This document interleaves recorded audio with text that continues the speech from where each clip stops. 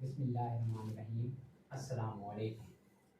ہمارا آج کا ٹاپک بہت ہی امپارٹنٹ اور دلچسپ ٹاپک ہے اور کافی پیشنٹس اس کی رپورٹ ہوتے ہیں۔ ہمارا آج کا ٹاپک ہے یورک ایسڈ۔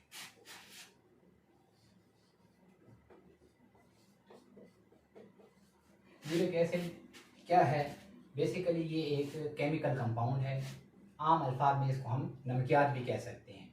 اور یورک ایسڈ جو ہے جب پیشنٹس میں اس کو ہم کہیں گے کب ریزڈ ہے، کب زیادہ ہو گیا ہے، عام طور پہ مردوں میں جب 7 ملی گرام پر ڈیسی لیٹر سے اس کی مقدار زیادہ ہو، اور عورتوں میں یوزلی ہم 6 ملی گرام پر ڈیسی لیٹر لیتے ہیں اس کی، تو اس کو ہم پھر ریوڈ یا اس کی level high blood York acid level اس کو ہم لیبل کر سکتے ہیں یا اس کو ڈائگنوز کر سکتے ہیں۔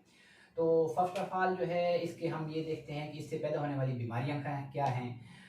یورک ایسڈ کی زیادتی کی وجہ سے جوڑوں میں درد ہو سکتا ہے، عام طور پہ بڑے جوڑ، خاص کر پاؤں کا جو ہے انگوٹھے والا جوڑ، اور اینکل جوائنٹ یعنی ٹخنا اور گھٹنا، اور جس میں جو ہے نا جوڑ میں شدید درد، پھر اس کی جوڑ سوج جانا، اس کا سرخ ہونا اور گرم ہونا، یہ عام علامات ہیں۔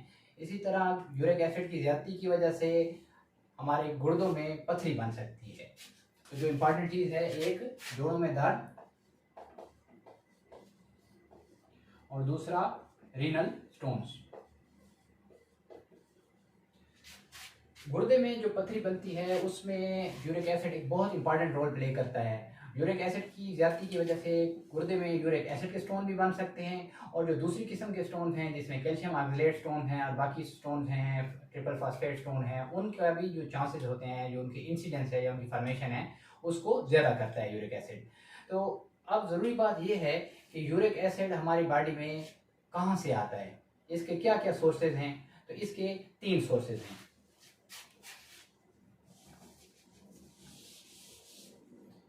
ایک تو جو ہے ہم جو خوراک کھاتے ہیں،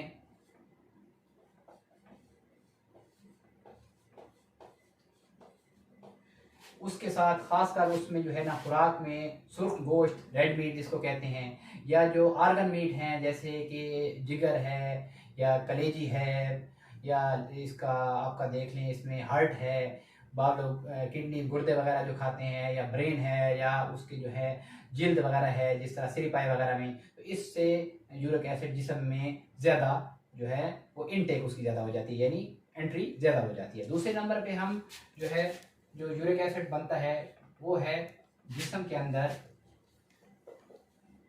پیورین میٹابولزم۔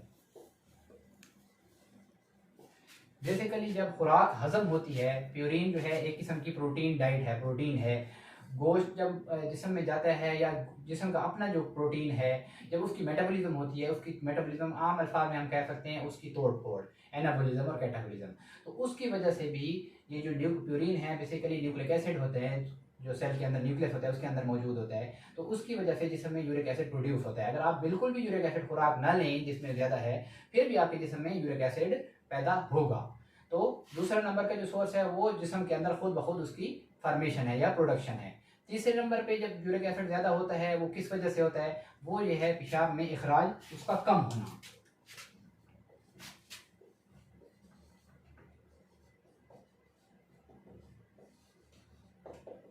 تو جو ہمارے جسم سے یورک ایسڈ نکلتا ہے یا خارج ہوتا ہے اس کا ذریعہ یہ ہے کہ وہ پیشاب میں حل ہو کے وہ جسم سے خارج ہوتا ہے۔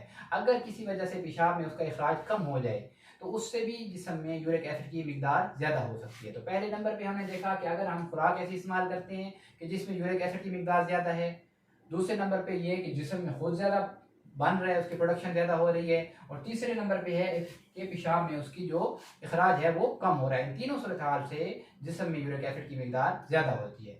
تو اس کے ٹریٹمنٹ کے حوالے سے جب ہم دیکھیں گے تو اس میں بھی یہی ہوگا کہ ان تینوں چیزوں کو ہم ایڈریس کریں گے۔ پہلے نمبر پہ ہم کوشش کریں گے جو ہے وہ ہے پرہیز۔ فوڈ انٹیک کا مطلب ہے جو اس کا علاج ہے، ٹریٹمنٹ اگر ہم اس کی دیکھیں تو وہ جو ہے پرہیز۔ پرہیز ہم کریں گے تو خوراک میں جب پیورین، گوشت، ریڈ میٹ کم جائے گا یا آرگن میٹ، تو اسے جسم میں یورک ایسڈ کی مقدار کنٹرول کرنے میں مدد ملے گی۔ दूसरे नंबर पे हम जो है देखते हैं कि जिस्म में जो मेटाबॉलिज्म है, जो खुद तोड़ फोड़ का अमल है, उसके लिए सबसे बेहतर ये है, अगर कोई इस तरह की डिजीज़ है तो प्राइमरी डिजीज़ को कंट्रोल किया जाए।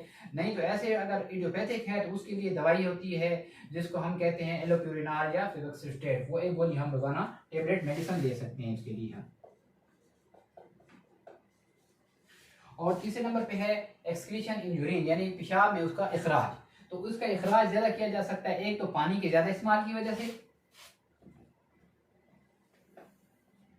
दूसरा जो है वो अगर हम पेशाब की जो है तेज़ाबियत कम करें, उसको एल्कलाइज करें दवाई के साथ या खुराक के साथ, तो उससे भी इसकी सॉल्युबिलिटी यानी इसकी हल होने की सलाहियत ज़्यादा हो जाती है और जिस्म में ये इसका इखराज ज़्यादा शुरू हो जाता है।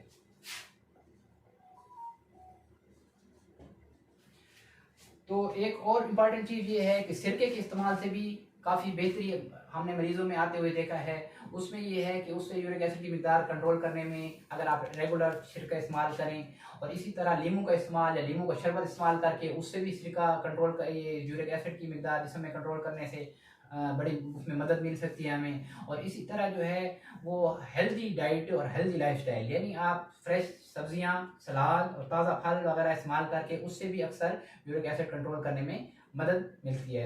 मुरग़न खाने, ज़्यादा फ्राइड फूड, फास्ट फूड, इससे इजतनाब करना चाहिए, हल्की फुल्की डेली वर्जिश करनी चाहिए और पानी का इस्तेमाल इसका हम इसमें ज़्यादा रखें तो इससे भी हमें यूरिक एसिड कंट्रोल करने में मदद मिलेगी।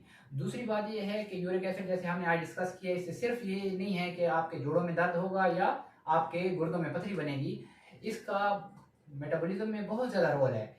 ये जाके आपकी खून के शरियानों में जमा हो जाती है, कैल्सिफिकेशन शुरू हो जाती है और उसकी वजह से बड़ी शदीद किस्म की बीमारियां आपको आर्टेरियोस्क्लेरोसिस और उसकी वजह से हार्ट अटैक, उसकी वजह से आपको सीवीए का अटैक आ सकता है। इसी तरह ये इसकी वजह से शुगर ज़्यादा हो सकता है, ब्लड प्रेशर के अलामात पैदा हो सकते हैं। तो यूरिक एसिड बहुत ही ख़तरनाक चीज़ है और इसको कंट्रोल करने के लिए अपनी तरफ से पूरी कोशिश करनी चाहिए। और इसका जो है इंशाल्लाह आज का उम्मीद है ये लेक्चर जो मैंने आज दिया है इससे आप लोगों को यूरिक एसिड के बारे में समझना और इसकी जो अलामात हैं और इसको परहेज़ करने में मदद मिलेगी। अस्सलामु अलैकुम वरहमतुल्लाहि वबरकातुहू।